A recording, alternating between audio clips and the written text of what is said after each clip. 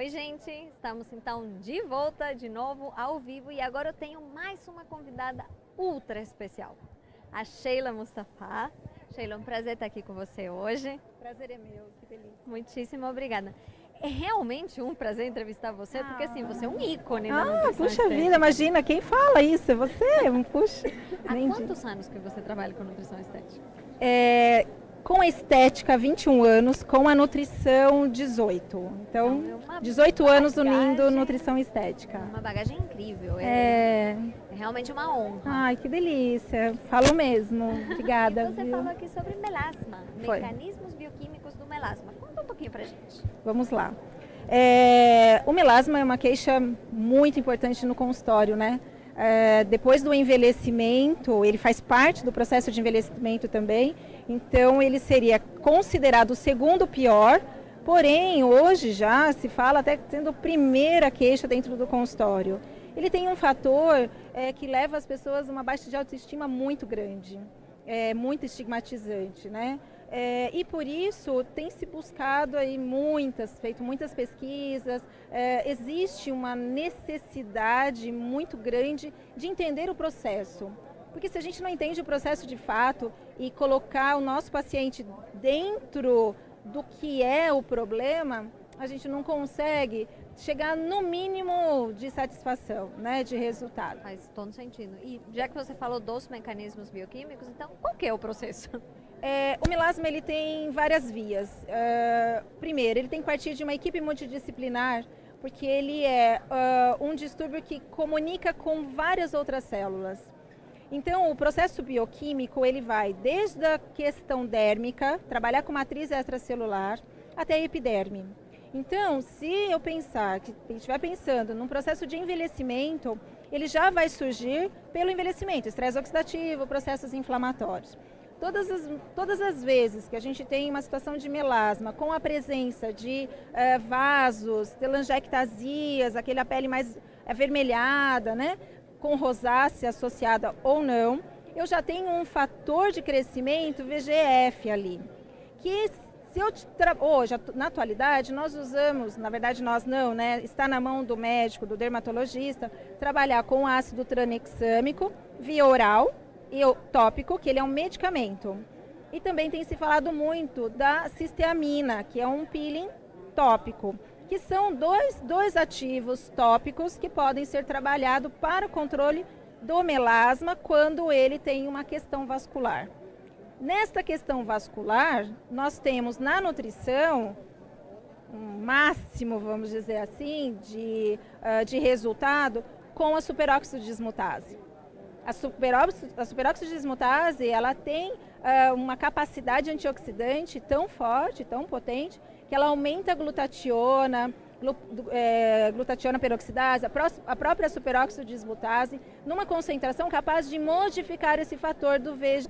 A gente tem condição de fazer isso na área oral. Então eu tenho que pensar primeiro no melasma, nessa questão vascular, e aí todo o estresse oxidativo. Então, bioquimicamente, tudo que inibir a ação da tirosinase, então eu tenho a parte estimulante.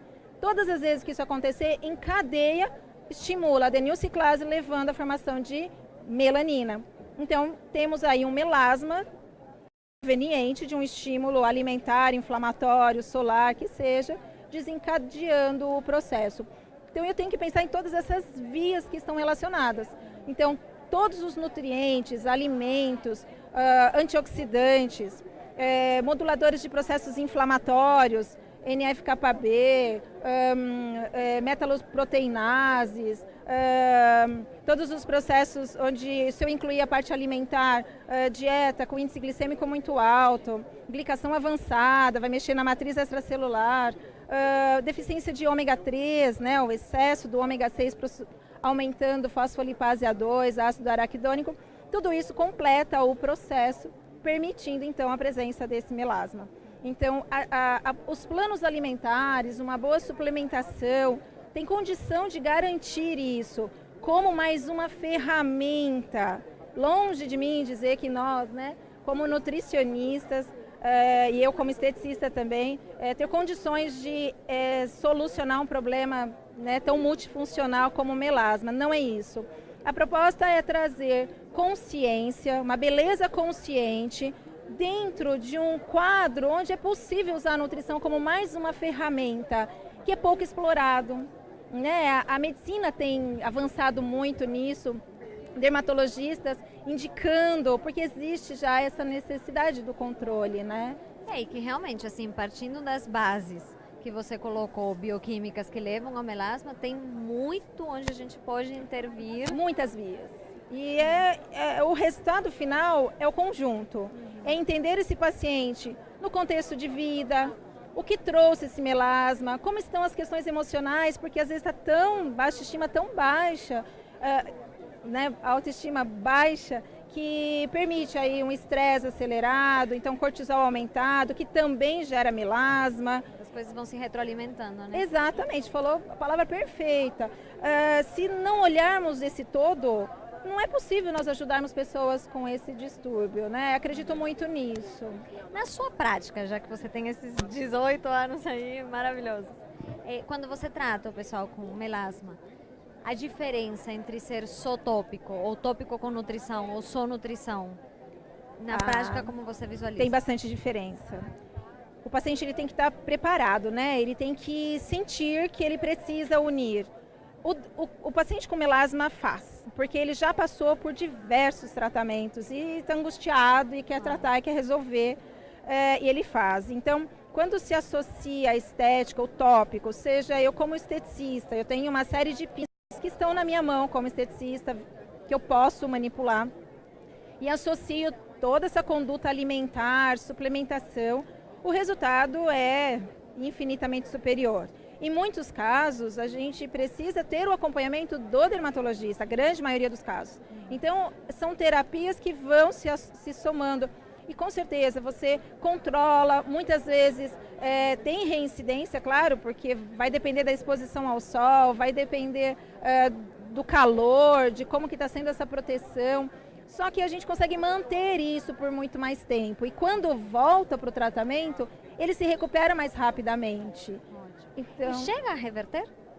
Olha, a gente clareia de uma forma muito importante, ao ponto de muitas vezes uma base muito leve desaparecer totalmente.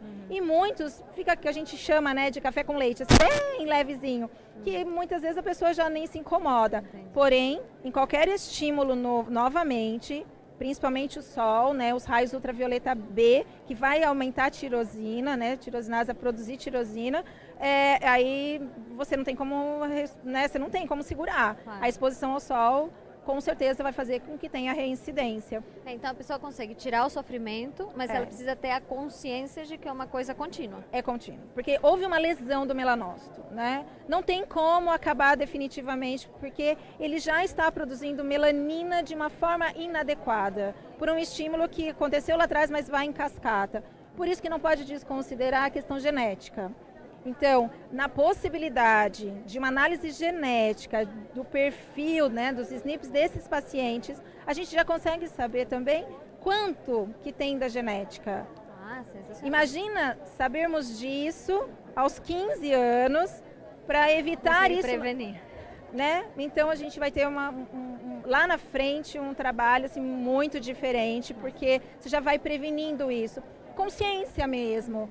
O cuidado, né, com o filtro solar, considerando todos os parabenos, os contaminantes, mas procurar o mais adequado, proteger mesmo oralmente com uma alimentação mais adequada. Nós estamos muito no preventivo, né? Então, eu acredito que a gente pode ter, com a medicina, a genética, a gente vai ter condição em pouco tempo de descobrir muitos marcadores para o melasma que ainda a gente tem pouco explorado. Nossa, fantástico. E deixa eu pegar esse gancho aí do lá na frente, Tá. né?